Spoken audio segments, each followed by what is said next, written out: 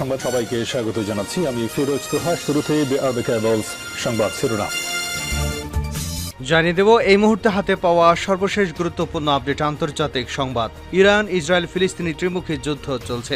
শুরুতেই থাকছে এবার ন্যাটোকে সতর্ক করলেন এরদোগান। আবারও গর্জে উঠলেন তুরস্কের প্রেসিডেন্ট রিসেপ তাইপ এরদোয়ান। বিশ্বের সবচেয়ে শক্তিশালী সামরিক জোট ন্যাটোকে রাগঢাক না রেখেই সতর্ক করলেন তিনি। ইসরায়েল ইস্যুতে এমনিতেই দীর্ঘ কয়েক মাস ধরে তেতে রয়েছেন এরদোয়ান। এরই মধ্যে এই সামরিক জোটের কর্মকাণ্ডে এরদোগানের বিরক্তির কারণ হয়ে দাঁড়িয়েছে। তাই শুক্রবার জোটের হয়ে ইসরায়েলকে সাফ কথা বলে দিয়েছেন এরদোয়ান। প্রিয় দর্শক, কি কথা বললেন এরদোয়ান, এ বিষয়ে থাকছে বিস্তারিত, সঙ্গে থাকুন। এবারে জানাবো, ইউক্রেন ও ন্যাটো উভয় ধ্বংস হয়ে যাওয়ার আশঙ্কা রয়েছে। রাশিয়ার সাবেক প্রেসিডেন্ট দিমিত্র মেদভেদেভ হুঁশিয়ারি উচ্চারণ করে বলেছেন, মার্কিন নেতৃত্বাধীন পশ্চিমা সামরিক জোট ন্যাটো ইউক্রেনকে সদস্যপদ দিলে ইউক্রেন ও ন্যাটো উভয় ধ্বংস হয়ে যাওয়ার আশঙ্কা রয়েছে। তিনি বলেন, ন্যাটো কখনো ইউক্রেনকে সদস্যপদ দেওয়ার প্রকাশ্য ঘোষণা না দিলেও কার্যত সে পথে হাঁটছে পশ্চিমা এই সামরিক জোট। জানাবো, বাইডেনকে নিয়ে একান্তে উদ্বেগ ওবামা ও পেলোসির। সাবেক মার্কিন প্রেসিডেন্ট বারাক ওবামা এবং প্রতিনিধি পরিষদের সাবেক স্পিকার ন্যান্সি পেলোসি মার্কিন প্রেসিডেন্ট জো বাইডেনের 2024 সালের প্রচারণা নিয়ে একান্তে উদ্বেগ প্রকাশ করেছেন। এদিকে গাজা সিটিতে ইসরায়েলি বাহিনীর তাণ্ডব, ধ্বংসস্তূপের নিচে শতাধিক মরদেহ। ফিলিস্তিনের অবরুদ্ধ গাজা উপত্যকায় গাজা সিটিতে গত এক সপ্তাহের তীব্র অভিযানের পর সেখান থেকে সেনা প্রত্যাহার করেছে ইসরায়েল।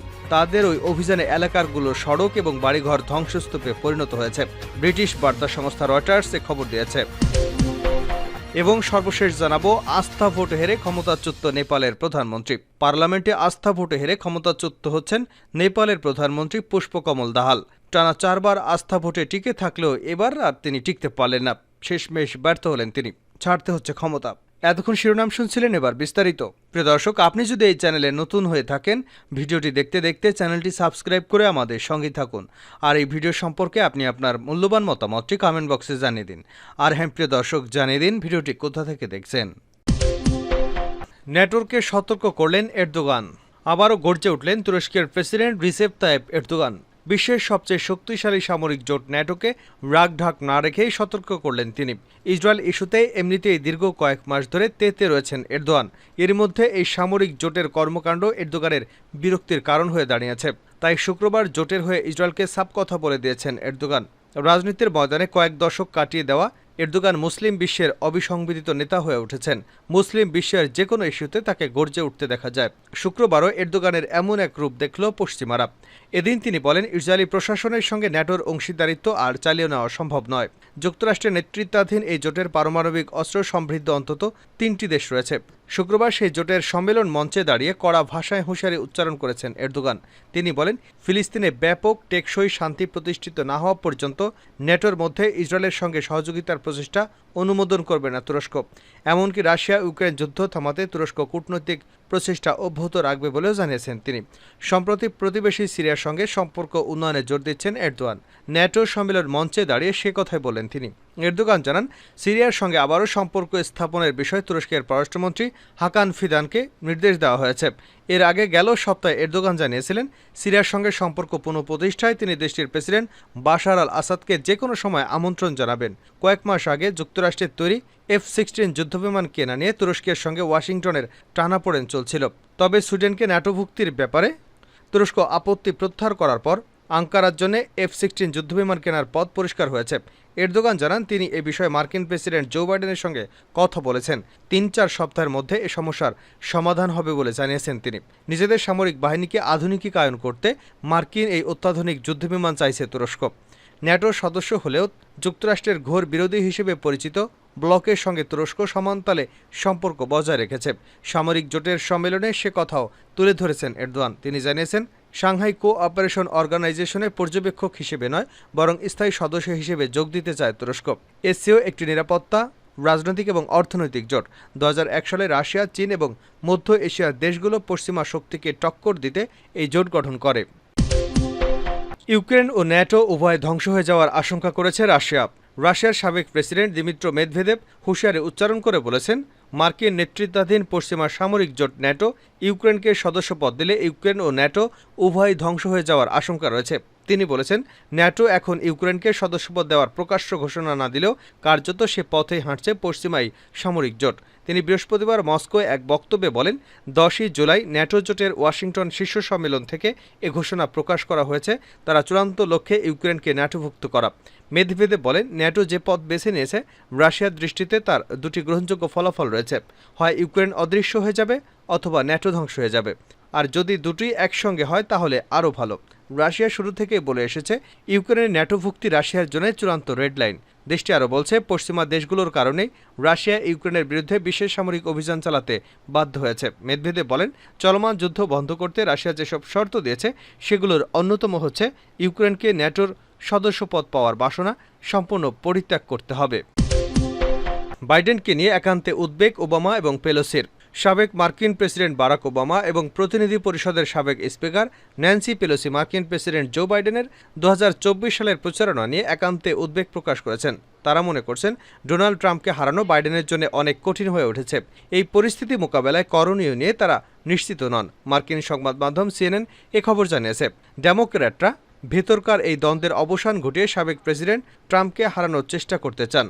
তারা ওবামা এবং পেলোসিকে এই বিষয়ে সহযোগিতার অনুরোধ করেছেন, কারণ সিনেটের সংখ্যাগরিষ্ঠ নেতা চাক শুমার বাইডেনের আস্থা অর্জন করতে পারেনি এবং প্রতিনিধি পরিষদের ডেমোক্র্যাট নেতা হাকিম জেফ্রিসের সম্পর্কে এত গভীর নয় যে তিনি বার্তা পৌঁছতে পারেন। CNN ওবামা এবং পেলোসির সঙ্গে যোগাযোগকারী কংগ্রেসের বেশ কয়েকজন সদস্য, নেতা এবং ব্যক্তিদের সঙ্গে কথা বলেছে। তাদের অনেকেই বলেছেন যে বাইডেনের প্রার্থিতা শেষের পথে এবং এখন এটি কেবল সময়ের ব্যাপার মাত্র। শীর্ষস্থানীয় কয়েকজন ডেমোক্র্যাট বলেছেন, যারা অন্যায়ভাবে পরিস্থিতি বিবেচনা করছেন তাদের উচিত স্পষ্ট করে বলা, কারণ নির্বাচনের আর মাত্র 4 মাস সময় আছে। পেলোসির সহকর্মীদের অনেকেই আশা করেছেন যে তিনি ডেমোক্র্যাটদের মধ্যে গত 2 সপ্তাহ ধরে চলা অস্থিরতার অবসান ঘটাতে পারেন। অনেকের মতে এই অস্থিরতার অবসান ঘটবে যদিও যখন পেলোসি বাইডেনকে বলবেন যে তাকে প্রার্থিতা থেকে সরে যেতে হবে। পেলোসির বিতর্কের পর থেকে বাইডেনের সঙ্গে কথা বলেছেন, তবে তিনি পরিষ্কার করে বলেছেন যে তিনি বাইডেনের প্রার্থিতা চালিয়ে যাওয়ার সিদ্ধান্তকে চূড়ান্ত মনে করেন না। তবে তিনি এই বিষয়ে আরও মন্তব্য করতে অস্বীকৃতি জানিয়েছেন। ওবামার প্রকাশ্য কোনো মন্তব্য না করার সিদ্ধান্ত অনেক ডেমোক্র্যাটদের মধ্যে হতাশা তৈরি করেছে, কারণ তারা মনে করছেন তিনি তাদের সহযোগিতা করতে পারতেন। বিতর্কের পর ওবামা এক্স পোস্ট করেছিলেন, খারাপ বিতর্ক, এমন খারাপ রাত আসে, বিশ্বাস করুন আমি জানি, ধারণা করা হয়। এটি বাইডেনের প্রচারণার একটি অংশ হিসেবে বলা হয়েছিল। বাইডেন পুনর্নির্বাচনের সক্ষমতা নিয়ে ওবামার গভীর সংশয় ওয়াশিংটনের ওপেন সিক্রেট বিষয়গুলোর মধ্যে একটি। এক ডেমোক্র্যাট সিনেনকে বলেছেন তারা বাইডেন যেন নিজেই সিদ্ধান্ত নেয়, সেই অপেক্ষায় আছেন। গাজা সিটিতে ইসরায়েলি বাহিনীর তাণ্ডব, ধ্বংসস্তূপে শতাধিক মরদেহ। ফিলিস্তিনের অবরুদ্ধ গাজা উপত্যকার গাজা সিটিতে গত এক সপ্তাহে তীব্র অভিযানের পর সেখান থেকে সেনা প্রত্যাহার করেছে ইসরায়েল। বৃহস্পতিবার রাতে সেখানে সেনাদের সরিয়ে নেওয়া হয়। স্থানীয় বাসিন্দারা এবং উদ্ধারকারী সংস্থাগুলো শুক্রবার জানিয়েছে তাদের এই অভিযানে এলাকার সড়ক এবং বাড়িঘর ধ্বংসস্তূপে পরিণত হয়েছে। ব্রিটিশ বার্তা সংস্থা রয়টার্সে খবর জানিয়েছে, যুক্তরাষ্ট্রের সমর্থনে গাজায় যুদ্ধবিরতি ও জিম্মি মুক্তির বিষয়ে মধ্যস্থতাকারীদের আলোচনার মধ্যেই এই অভিযান পরিচালনা করল ইসরায়েল। 7ই অক্টোবর দক্ষিণ ইসরায়েলে হামাসের হামলার জবাবে প্রায় 10 মাস ধরে গাজায় অভিযান পরিচালনা করছে ইহুদিবাদী ইসরায়েল। গাজায় সিভিল ইমার্জেন্সি সার্ভিস জানিয়েছে, গত সপ্তাহে টেল আল হাওয়া এবং সাবরা এলাকায় ইসরায়েলি বাহিনীর হাতে নিহত প্রায় 60 জন ফিলিস্তিনির মরদেহ সংগ্রহ করেছেন তারা। বাসিন্দা উদ্ধারকারী দলগুলো সতর্ক করে বলেছে, কিছু এলাকা থেকে ট্যাঙ্ক সরিয়ে নেওয়া হলেও কিছু স্থানে ইসরায়েলি স্নাইপার এবং ট্যাঙ্কগুলো উঁচু স্থানে নিয়ন্ত্রণ করছে। বাসিন্দাদের সেখান থেকে ঘরে ফিরে না যাওয়ার জন্য সতর্ক করা হচ্ছে। গাজার সিভিল ডিফেন্সের মুখপাত্র মোহাম্মদ বাসাল স্থানীয় সংবাদ মাধ্যমকে জানিয়েছেন, রাস্তায় ছড়িয়ে ছিটিয়ে রয়েছে খণ্ড খণ্ড মরদেহ, পুরো পরিবারগুলোর মরদেহ রয়েছে, এমনকি একটি ঘরের মধ্যে পড়ে যাওয়া একটি শিশু পরিবারের মরদেহ রয়েছে। ইসরায়েল সামরিক বাহিনী বৃহস্পতিবার জানায়, গাজা সিটিতে হামাসের সক্ষমতা ধ্বংস করার জন্য অভিযান পরিচালনা করছে। আন্তর্জাতিক আইন মেনে চলে ও বেসামরিক ক্ষতি কমাতে সব ধরনের ব্যবস্থা গ্রহণ করেছে তারা। বেসামরিকদের আড়ালে অবস্থানে ইসরায়েলিদের অভিযোগ প্রত্যাখ্যান করে আসছে হামাস এবং ইসলামিক জিহাদের সশস্ত্র শাখা দাবি করছে তারা ইসরায়েলি বাহিনীর বিরুদ্ধে ট্যাঙ্ক, বিধ্বংসী রকেট এবং মর্টার হামলা চালিয়েছে। এতে কয়েকজন ইসরায়েলি সেনা হতাহত হয়েছে, তবে ইসরায়েলি সেনাবাহিনী এ সম্পর্কে কোনো মন্তব্য করেনি। আস্থার ভোটে হেরে ক্ষমতাচ্যুত নেপালের প্রধানমন্ত্রী। পার্লামেন্টে আস্থা ভোটে হেরে ক্ষমতাচ্যুত হচ্ছেন নেপালের প্রধানমন্ত্রী পুষ্পকমল দাহাল প্রচণ্ড। টানা 4 বার আস্থা ভোটে টিকে থাকলেও এবার ব্যর্থ হন তিনি। শুক্রবার এই আস্থা ভোট অনুষ্ঠিত হয়। প্রধানমন্ত্রী পুষ্পকমলের সরকারের উপর থেকে সমর্থন প্রত্যাহারের পর বুধবার নতুন করে জোটের ঘোষণা করেন সাবেক প্রধানমন্ত্রী কেপি শর্মা ওলির দল কমিউনিস্ট পার্টি অব নেপাল। এ কারণে এই অনাস্থা ভোট অনুষ্ঠিত হয়। সাবেক প্রধানমন্ত্রী তথা নেপালি কংগ্রেসের প্রধান শের বাহাদুর দেওবার সঙ্গে জোট সরকার গড়ার বিষয়ে এরই মধ্যে সমঝোতা চূড়ান্ত হয়েছে বলে জানিয়েছে অলির দল। নেপালের পার্লামেন্টের নিম্নকক্ষ হাউস অব রিপ্রেজেন্টেটিভসের আসন সংখ্যা 275। এর মধ্যে দেওবার নেপালি কংগ্রেসের 88 এবং অলির সিপিএনের 79 জন সদস্য রয়েছেন। অর্থাৎ দু দলের হাত মেলালে অনায়াসেই সংখ্যাগরিষ্ঠতার ম্যাজিক ফিগার 138-এ পৌঁছা সম্ভব।